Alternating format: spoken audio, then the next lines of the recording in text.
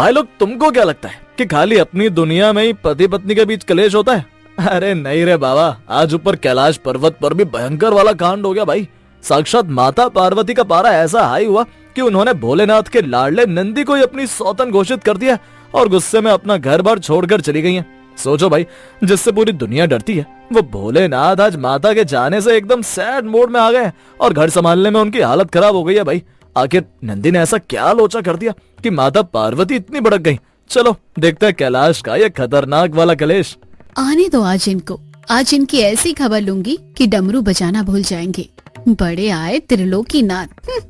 शादी से पहले तो मुझे इतना मस्का लगाते थे, कहते थे कि देवी तुम्हारे लिए चांद तारे तोड़ कर लाऊंगा, तुम्हें हर रोज भ्रमण कराने ले जाऊंगा। और अब तो घर की मुर्गी दाल बराबर हो गई है, जब देखो तब उसी नंदी को अपने साथ ले जाते हैं। मैं क्या यहाँ सिर्फ धूनी रमाने और चूल्हा चौका करने के लिए बैठी हूँ क्या? तभी भोलेनाथ अपनी मनबंद मुस्कान के साथ नंदी पर सवार होकर घर वापस लौटते हैं और पार्वती जी को इतना गुस्से में देखकर कहते हैं, नारायण नारायण देवी, आज आप इतने गुस्से में क्यों लग रही हैं? क्या फिर से गणेश ने मोदक चुरा कर खा लिए? जो भी हो, लेकिन गुस्से में आप और भी ज्यादा खूबसूरत लगती हैं। आप मुझे मस्का मत लगाइए, एकदम चुप रहिए आप। बस शादी करने से ही मतलब था ना आपको? शादी हो गई, बच्चे हो गए, अब मेरा क्या काम है? शादी से पहले तो बहुत कुछ बोलते थे, पार्वती ये पार्वती वो, अब तो बस नंदी ही आपकी दुनिया है जैसे। मुझे और बच्चों को तो आप भूल ही गए हैं। कितने दिनों से कह रही हूँ कि मुझे और बच्चों को कहीं घूमने ले चलिए, भ्रमण करने चलिए, लेकिन आप हैं कि आपको अपने कामों से और इस नंदी से फुर्सत ही नहीं मिलती। अरे देवी, ऐसा ना कहिए, नंदी तो मेरा सेवक है, मेरा वाहन है। चलिए ठीक है, मैं आपकी पीड़ा समझ रहा हूँ। मैं आपसे वादा करता हूँ, कल सुबह हम सब भ्रमण करने चलेंगे और कल नंदी को विश्राम देंगे। अगली सुबह माता पार्वती बहुत उत्साहित थी। उन्होंने भोर में ही उठकर कार्तिकेय और गणेश को सुंदर वस्त्र पहनाए, उनके लिए यात्रा का भोजन तैयार किया। तभी अचानक शिवजी को याद आया कि आज तो ब्रह्मांड के एक छोर पर ग्रहों की स्थिति संतुलित करनी है, वरना अनर्थ हो जाएगा। माँ, पिताजी कहीं दिखाई नहीं दे रहे हैं। माँ, नंदी महाराज भी गायब है। तभी पार्वती जी बाहर आकर देखती हैं कि भोलेनाथ नंदी पर सवार होकर बहुत तेजी से जा रहे हैं। वो उन्हें पीछे से पुकारती हैं, लेकिन तब तक भोलेनाथ निकल जाते हैं। और आज फिर से उस नंदी को साथ लेकर चले गए ना? मुझसे बढ़कर और बच्चों की खुशियों से बढ़कर इनके लिए अब नंदी हो गया है।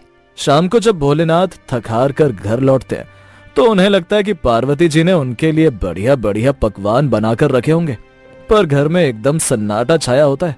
ओ तेरी, आज तो वाट लग गई। घर में अंधेरा है, लगता है देवी बहुत गुस्से में है।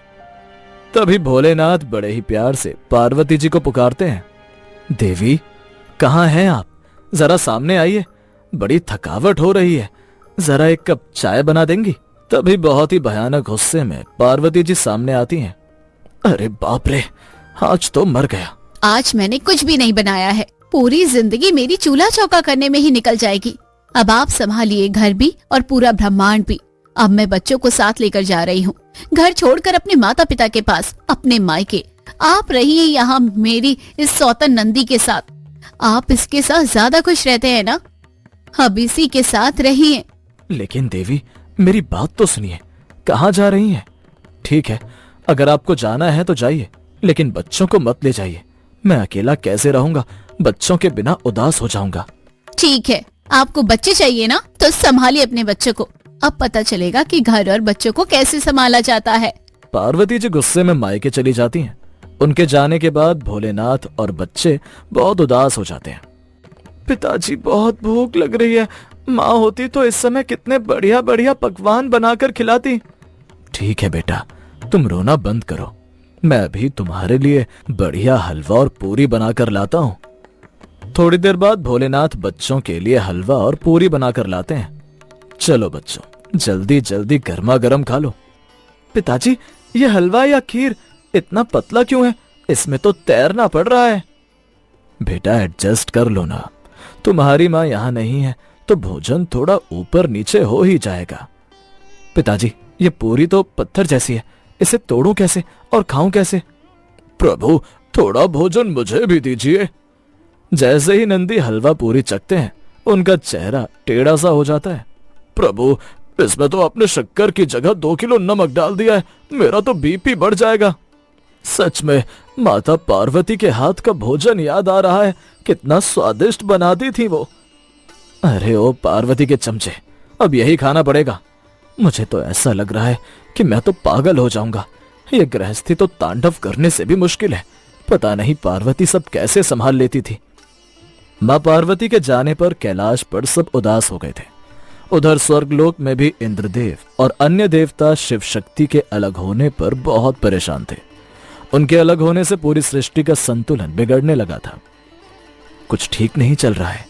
भोलेनाथ मां पार्वती के बिना अधूरे हैं। संसार तभी संतुलित रहेगा जब महादेव और देवी पार्वती साथ होंगे। पार्वती, तुम मुझे छोड़कर क्यों चली गई? बच्चे तुम्हें बहुत याद करते हैं।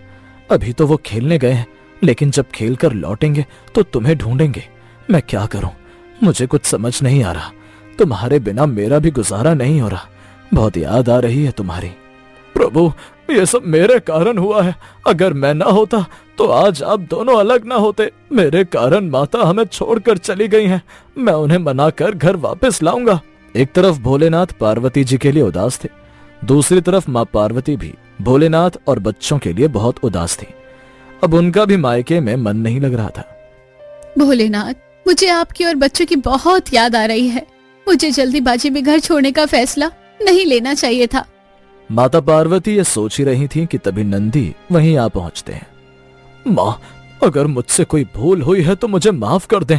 आपके बिना कैलाश शमशान जैसा लग रहा है। आप घर चलिए। अगर मेरे कारण आपने घर छोड़ा है तो मैं भोलेनाथ से दूर हो जाऊंगा, लेकिन कृपया करके घर चलिए। बच्चे और भोलेनाथ आपके बिना बहुत उदास हैं।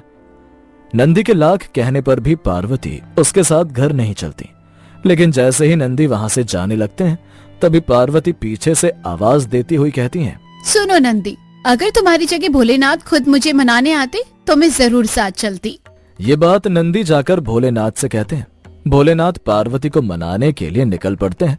जैसे ही भोलेनाथ पार्वती को मनाने जा रहे होते हैं तभी देवी पार्वती भी खुद को रोक नहीं पाती और वापस घर लौट आती हैं। बीच रास्ते में दोनों की भेंट हो जाती है। देवी, मुझे क्षमा कर दीजिए। मैं आपके महत्व को नहीं समझ पाया। अब मुझे समझ आ गया है कि ब्रह्मांड के कार्यों के साथ साथ मुझे आपको और बच्चों को भी